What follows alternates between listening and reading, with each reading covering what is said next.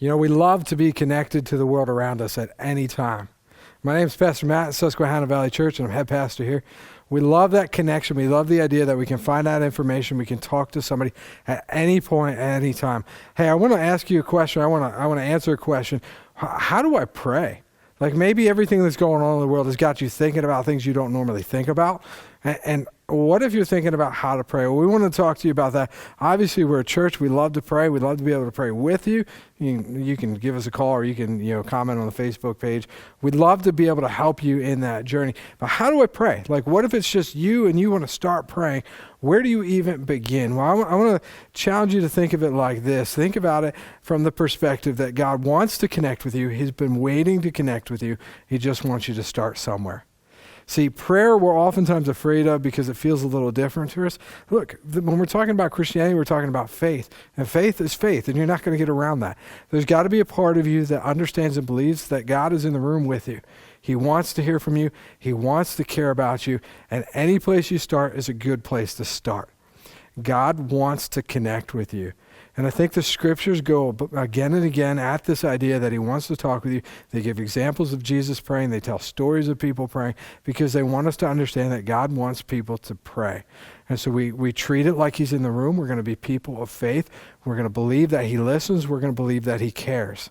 One of the things I love about the idea of praying is it leads you to face a question and a thought that you often will say to keep you from praying, but you don't often look into. Why would God want to hear from me? Or why would God want to listen to me after everything I've done?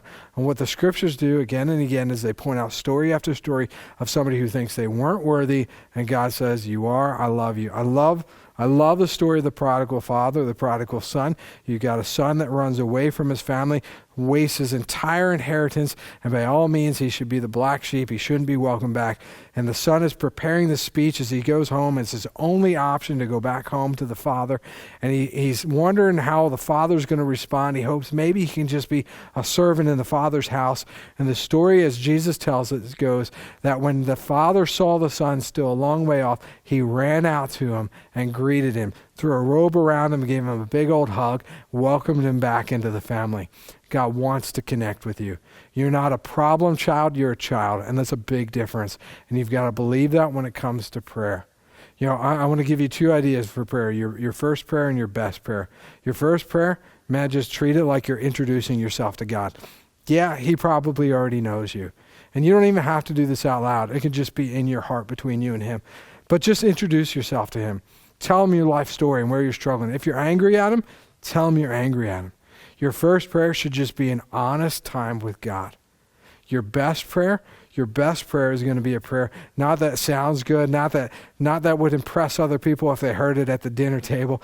Your best prayer is just a prayer that responds to something God's already said in his word. So pick up the Bible, read a little bit, and respond back to him in prayer. Your first prayer, your best prayer. Anybody can become a praying person, and nobody can stop you from being a praying person. So we'd love for you to connect with God that way. He's always available, he's always listening, and he always loves to hear from you.